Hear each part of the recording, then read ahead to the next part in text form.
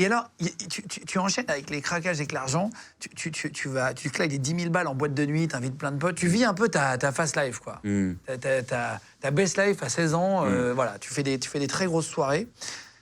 Et il y a un petit truc où tu craques vraiment, psychologiquement, par rapport au moment où tu as été, tu sais, harcelé, etc. C'est que tu dis un jour, tu prends 20 000 euros en billets de 50 et tu les jettes en l'air dans la classe. Et tu dis un truc qui est assez fou. Tu dis, nous sommes en plein cours d'anglais, je suis en train de semer 20 000 euros en coupure de 50, j'ai la richesse, la toute-puissance. Je suis extasié et je les regarde, tous ces petits camarades à vide, rougeaux, effrénés, se baisser pour les ramasser. C'est le moment où tu prends ta revanche, là où tu les vois et tu dis, ah, vous me preniez vraiment pour un con. Et là, tu les vois vraiment ramasser comme des poules vont picorer des graines, en gros. Et ça te fait du bien. Tu sais, Guillaume, tu as absolument résumé mot à mot ce que j'ai ressenti à ce moment-là. C'est exactement ça. Je peux pas compléter plus que ça, c'est exactement ça. C'était le moment de la revanche? Je pense que c'était le moment où je savais déjà que j'étais quand même un peu dans le mauvais drap, parce que, bon, un peu sur surveillance.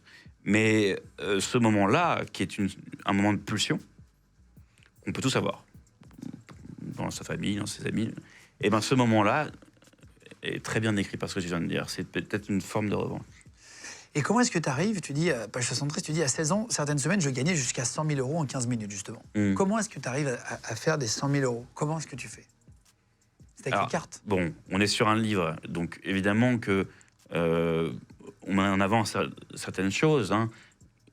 Comme je tiens à préciser, je ne gagnais pas 100 000 euros par jour, évidemment que non. C'est juste qu'à un moment, j'étais arrivé un petit peu trop loin et je devenais revendeur de coordonnées bancaires, parce que je hackais des sites marchands. Et dès que tu as des volumes de 30 000, 40 000, 50 000 cartes de crédit, ça a une valeur et tu les revends, voilà. Tu as été monté d'un cran, quoi. Tu n'allais plus avec les cartes, mais tu vendais des packages. Et alors là, c'est là où tu bascules vraiment. Alors là, j'ai l'impression de dire ça à chaque fois, mais là, tu montes d'un cran, c'est ça qui est assez fou. Tu fabriques des faux billets. Et là, c'est un peu la ligne rouge en France, c'est très grave de fabriquer des faux billets.